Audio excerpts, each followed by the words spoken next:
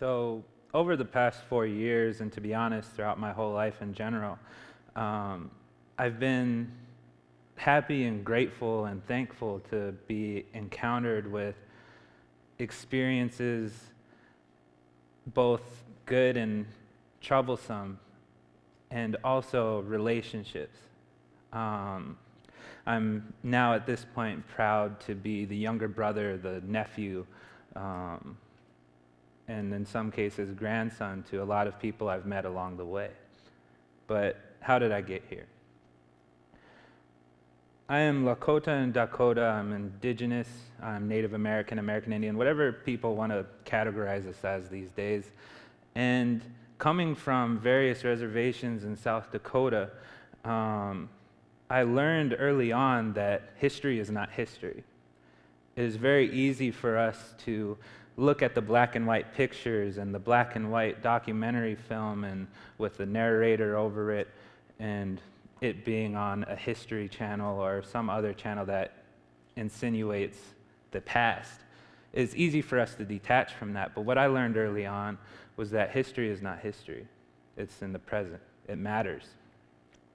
And the way that I learned about this was coming from a beautiful place filled with beautiful people, coming from a beautiful culture that was also met with an ugly system that simultaneously neglects and simultaneously lives off of its history with that people. So growing up, I encountered so many unnatural early deaths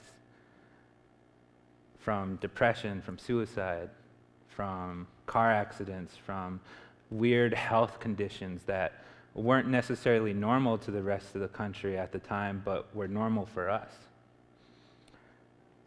I recall going through all of these issues and hearing while a sophomore in high school about the suicide of one of my close cousins, and the only thoughts that were on my mind were, well, I have to get through the rest of class now, and is the next one me? And for a while, it just seemed as though everything around me was just falling trees. I was small, riding in my red and yellow toy car, riding outside, couldn't get too far because there was gravel in the grass outside a path. Seen the gathering of mass, but didn't hear a laugh. Though it sounded like it, I knew it was different. Water rolling down from everyone's spirits. Aunties and my uncles gathered round a tree. Chainsaw it down, people down I see. I never understood then, but I understand now as I lost a few myself. I guess now it's all true. Got me thinking about you and everybody else that we've lost in due time. I'll see you again, but I still feel you deep in my spirit, famine friends. All of it is love that I send without an end. So until we meet again, you don't gotta watch over me, but you do, and I'm glad. As I'm looking at the stumps, I don't feel so bad. Till they're calling me, and all that remains is a falling tree. And so I kept pushing on, and I encountered one of the other harmful effects of history on my people growing up, which was low academic, low success expectations. When I was a sophomore in high school, I had a guidance counselor, and I went to multiple high schools, but the guidance counselor at this high school saw me applying for the University of Pennsylvania, and she said to me, "Are you sure? It's really difficult and it costs a lot of money." She didn't expect much from me. Didn't even see my ACT score yet. I'm guessing she didn't really notice my grades at the time and the spirit that I planned to articulate. And with that and with other factors, I found myself going through this issue and this process that I still deal with today, which is becoming content with the image I see in the mirror. I found that I myself was encountering a lot of these troubles, and the only way that I knew how to combat them at the time was through listening and participating in rap and music in general. I wear the smile on my face, it's a good mask, but deep inside behind this face there's a loose grasp, feeling like any second I may break and lose the smile that's faked upon my face. The memories of my past, yeah, they haunt me, stalk me, follow me, creep up on me taunting, and no matter how much I keep talking, I can never let the ghoul latched on my back off me. I feel like I'm defeated. My mind reaps it, plays each memory back. I sit speechless. How can I defeat this? Really want to beat this? Is this how I'll always be? Cause I don't want to be this sad individual. Each memory is pivotal. I guess I'm just a spiritual punching bag. For instance, I'll get tossed up till the breaking point's reached, get patched up, and then it's back to the ring. And so I kept going through life like that. In high school, all I did, other than study and do as best as I could in class, was make mixtapes. I think my freshman and sophomore year, I made about 16 of them, each consisting of about 16 to 20 tracks apiece. It's all I knew that I could do, and a lot of my schools didn't have music departments. So I kept going, and eventually I got accepted to the University of Pennsylvania, where I think I experienced what is kind of a myth that a lot of people believe in, that people like me who come from impoverished conditions, who come from troubled communities, troubled backgrounds, troubled homes, as soon as they get to college, it's believed that those troubles end. I can tell you that at least in my case, that was not. Instead, they manifested themselves in different ways. And on top of that, I was also being faced with now new struggles, tokenism, and the fact that I was one of maybe 0.01% Native Americans in the University of Pennsylvania. So suddenly, instead of Talon, Bazille, Ducheneaux, I was suddenly being known as that one Native kid who works at the Greenfield Intercultural Center. Instead of people asking me, how are things with you and what classes are you taking, it was, what's your perspective on this thing? What's your perspective on that thing? And it was things that I had to learn to deal with and learn to cope with in new ways.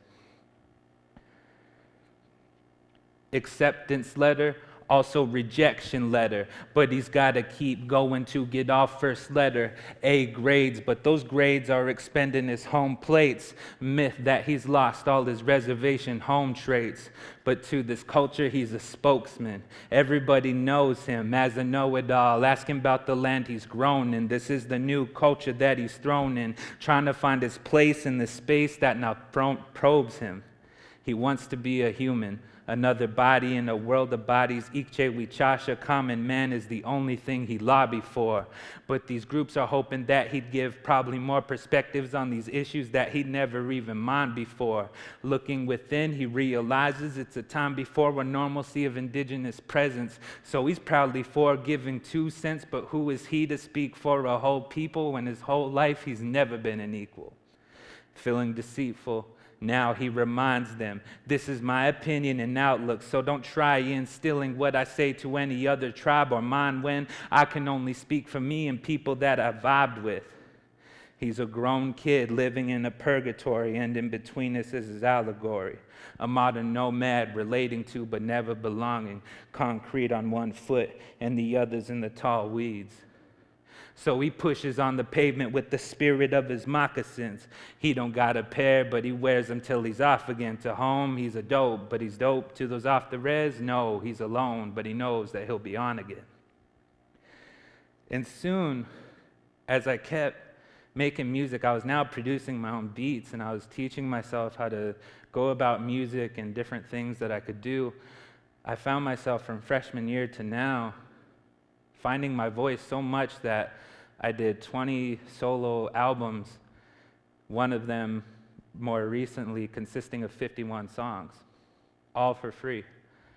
And I was performing a lot. I was developing both my voice, my opinions, but also I was developing how I was going to combat this idea of tokenism. It was then that even if a group was wanting me to speak at their environmental event just to show my perspective on what the Keystone Pipeline will do to my family, I decided to show them that my voice is more than that. that I'm more than just a token. And so I kept pushing. I even found myself finally understanding and coming in contact with the damage that mascots and cultural mockery do to a culture, from the Sambo to the Redskin, from fraternity parties calling themselves Sioux Tribe and having annual parties called Tribal Fever. I had these conversations with them and found myself attacking it in different ways. I'm livid 'cause I live it. I'm livid 'cause they isn't what they wear in their fraternity gimmick. Never have they faced the problems that come with it. To me, this is the truth, so I spit it. To them, it's too true, so they spit at it. But I'm poking at the person in the attic who's been there for so long, it's its skeleton that's active. Feeling like my heart you had is jagged, returned it, but you paid back a cheap package. So keep your whole deceit in your baggage, keep pretending like you don't see me as a savage. Talk about equality, acceptance, accept this savage from the residence. It's foolish how you think we're all dead or not offended, so you'll mock us with your friends. But when the conversations stop and that reservation for the space is used up, I'm caught in a clear mental fog because the problems for myself and my people never stop. When the conversations stop, I'm still that reservation kid that they mock. Yet they probably see me as a prop without a feather as I call for the mockery to stop. And so I kept pushing, and to be honest, I've pushed so much that in the past 4 years, I don't think there's been a month where I haven't been exhausted. It's tough to not only be a student in a prestigious Ivy League that challenges you like the University of Pennsylvania, but to also be the educator, not only to my peers and friends and people around me, but to even my professors who felt it necessary to ask me in the middle of the class that I was taking and paying tuition for, can you tell us the spirituality behind the landscape of da-da-da-da-da-da-da-da-da-da? And I found myself thinking, well, geez, I don't know if I'm going to have a job in like the next few months, so it'd be nice if I got some of this tuition back.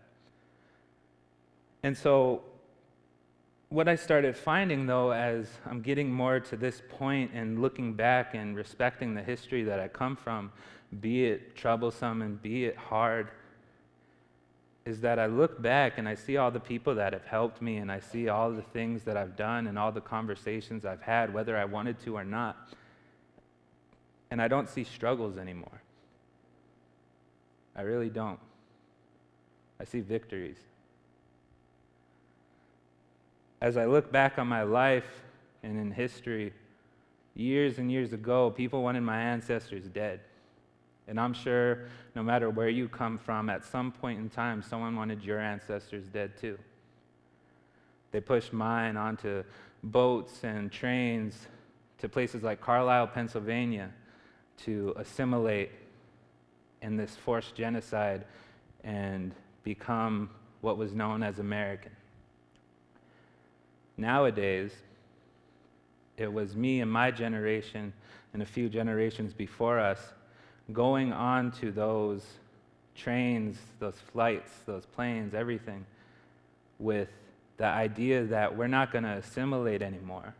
Rather, we're going to go into these systems and decolonize them ourselves and then take them back to the reservation, back to home, and back to our people to help fight this continuing genocide and injustice today.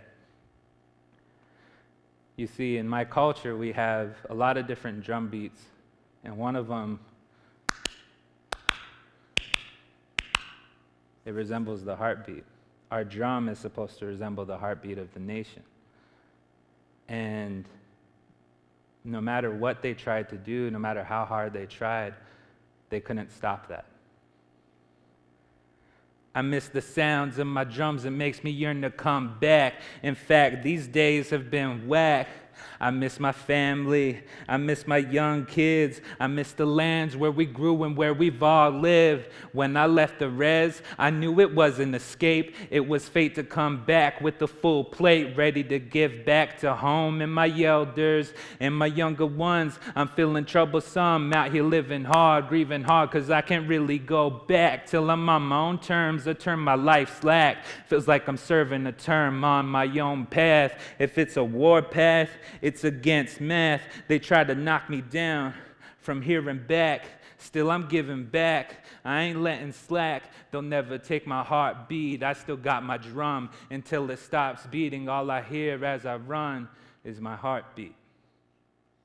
For years and years and years, so many people, no matter who you are, have tried to take away your heartbeat. They've tried to take away mine. And they've tried to take away my smile. As you can see, they haven't succeeded. I kept my smile. Keep yours. Thank you.